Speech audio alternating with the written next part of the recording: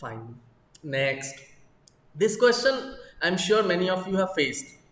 I told you what's the difference between hexokinase and glucokinase. That most of you were able to tell to an extent. But when I asked, then why? Why do you think the body has got the same enzyme? What does hexokinase and glucokinase do? They convert glucose to glucose 6 phosphate, right? In that question, most of you are not able to answer clearly. So I'm here to answer this as well. This can be considered as a question both from carbohydrate metabolism and enzymology, right? So hexokinase, glucokinase are enzymes that are performing similar function but located in two different places. Okay, so they are isoenzymes. Okay, see, so most of you approach this question, you simply started telling the differences between hexokinase and glucokinase. Fine, I give you pass marks, right? So let us see what are the differences between hexokinase and glucokinase. Most of you already know this, right? So you can take a screenshot or you can take your time, you can write whatever you want to do, you can do, right? See, hexokinase, both of them, okay, convert glucose to glucose 6 phosphate. That is the first step in glycolysis for your syllabus. Next, whenever you see glycogen synthesis, HMP shunt, everything, the first step, that is conversion of glucose to glucose 6 phosphate, is done by either one of these two enzymes, hexokinase or glucokinase. Fine. See, so it's found in all tissues. It's found only in liver. At your textbook, at your level, it is given it is found only in liver. Okay, but I would write this found mainly in liver. MAINLY. Okay, mainly in liver, because there are a few other organs in which glucokinase can be found. If you answer this to start with, found mainly in liver, then examiner will know, okay, this student knows that it is found in somewhere else also. Then if you answer quite well, examiner will ask you, okay, you told mainly in liver, where else you can find glucokinase? So you leave a window to score more marks in carbohydrate metabolism. It is a very scoring chapter if you can answer that is. So it is more stable, it is more labile, means glucokinase breaks down easily. Fine. Next, non-specific. This you are able to answer, most of you. Non-specific means can phosphorylate any one of the hexoses. Means glucose to glucose 6 phosphate, fructose to fructose 6 phosphate, galactose to galactose 6 phosphate. Any hexose you throw at hexokinase, it will simply phosphorylate them. However, glucokinase is specially made for glucose. It cannot convert fructose to fructose 6 phosphate. Remember, there is another enzyme, that is fructokinase, that also converts fructose to, right? Anyway, it converts fructose to fructose 1 phosphate, not 6 phosphate. Anyway, it can phosphorylate all hexoses, right? Hexokinase, and glucokinase is specially made for glucose. Okay. Next, few of you were able to answer, very few, that Km for hexokinase is low, hence affinity for glucose is high. Means even with small amount of glucose, hexokinase can grab that and phosphorylate the glucose. However, for glucokinase, the Km value is high, means its affinity is low. It will not act if glucose concentration is small. It will only convert glucose to glucose 6 phosphate when glucose concentration is very high. Minded? So this is one important point that will answer the next question. So next question I ask, then why in human body two similar enzymes are present, right? I will explain. So the main function of hexokinase is to make available glucose to the tissues for oxidation at lower glucose level. It maintains the intracellular glucose concentration. Okay, cell glucose needs to get inside the cell. It maintains intracellular glucose concentration even if glucose levels are low. So suppose you have not eaten anything, right? You have skipped your breakfast and you are sitting right now. So your glucose level is low in blood because there is no dietary glucose input. Even if glucose level is low, so in case of fasting conditions, hexokinase will still act.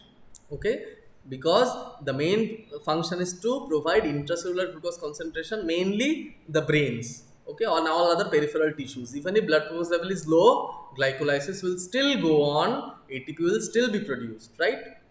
However, the main function of glucokinase is to It plays a role in central regulation of blood glucose level. Okay, who is the central store of glucose? That is liver. Okay, what does it do? Glucokinase prevents excess rise of blood glucose. You get my point? Since the level of the affinity of glucokinase is low, means glucokinase can only act if glucose level is very high. So even at fasting, even if blood glucose level is low, hexokinase is phosphorylating that. But glucokinase will simply sit tight. It will not act. Okay. However, when the blood glucose level is very high, okay, for example, more than 100 mg per dl, okay, then glucokinase will start acting and it will convert glucose to glucose 6 phosphate. Okay. It means glycolysis will now start occurring in liver. Not only glycolysis, glycogen synthesis, all the processes that are anabolic processes of carbohydrate metabolism that will start acting, and then glucokinase can lower the blood glucose level. It means you can see even at fasting level, hexokinase are acting to provide glucose to the cellular level, and glucokinase is acting to prevent blood glucose level from getting excess high, right? So now you can tell me what happens if there is deficiency of glucokinase. If there is deficiency of glucokinase, the blood glucose level will continue to rise. Okay, and what happens when blood glucose level is very high? It is not controlled. It leads to a disease. We all know diabetes mellitus, right? So remember, glucokinase deficiency will lead to diabetes mellitus, right? And that is why this insulin can induce glucokinase. Okay, vice versa, glucokinase can also induce insulin production. I'll tell you. So you can see, basically if glucokinase is deficient, it will lead to excess blood glucose, means the blood glucose level will continue to rise. Hexokinase doesn't have any effect on blood glucose level because it is made in such a way that even if blood glucose level is low, it will phosphorylate. Even if blood glucose level is high, it will phosphorylate. So hexokinase has no relation with blood glucose level. It only tries to maintain a critical level of blood glucose, at least below which the cell will die. So we need to make sure that the patient does not go into severe hypoglycemia. If blood glucose level goes below 50, 40, then hexokinase will also stop acting and then there will be brain damage. Therefore, excess hypoglycemia is very dangerous. We need to make sure that we maintain a normal blood glucose level always, right? And what does deficiency of hexokinase lead to? See, at your level, you don't need to understand why this happens, but just know this: hexokinase deficiency leads to hemolytic anemia. Okay, hemolytic anemia. Why? You can answer in one word: the RBCs are only dependent in glycolysis. So if hexokinase is deficient, the RBC glycolysis cannot take place. Okay, and if RBC glycolysis cannot take place, the only source of energy, that is glycolysis, will not happen. So ATP production will be very low in RBCs. There will be other pathways which is very minor, but ultimately energy will not be produced and there will be RBC membrane will not maintain its integrity. Mind it, in hexokinase step ATP is not produced, it is utilized. But when you go further below, right, that is where NADH is produced, and we all know how ATP is produced in glycolysis, right? But if we stop glycolysis at the very first step, the only source of ATP for RBCs are gone. Therefore, there will be hemolytic anemia. So these are the differences between hexokinase and glucokinase. Okay, this is the thing that I was telling you. See, hexokinase, the Km and Vmax both are low. Definitely, Km is the velocity which is half the maximum velocity. So if Km is low, it means Vmax also has to be low. What do I mean by low Vmax? It means even if the glucose concentration is low, it attains a maximum velocity. So you can see, even if the glucose concentration, see, this is in millimole, okay, this is not in milligram. So 5 is not 5 mg per dl. You can convert millimole of glucose to mg per dl of glucose. There is an online calculator that's available. But I'm just here to show you that even if glucose concentration is very, very, very low, still hexokinase attains its maximum velocity. So it can phosphorylate everything. However, we see that until and unless the glucose concentration rises very high, so this is 100 milligram per deciliter, right? Glucokinase will not reach its peak action. Definitely, it will reach its peak when the blood glucose level is very high. Okay, so you see, how does glucokinase plays a role in central regulation of blood glucose? Regulation of blood glucose will be another big chapter or another big topic which is taught at the end of carbohydrate metabolism. For example, just as pH homeostasis, how pH is maintained, similarly glucose maintenance is a big topic in itself. However, you can still answer if you have clear concept of hexokinase, glucokinase, right? You see, when we consider Km, the Km of glucokinase is high.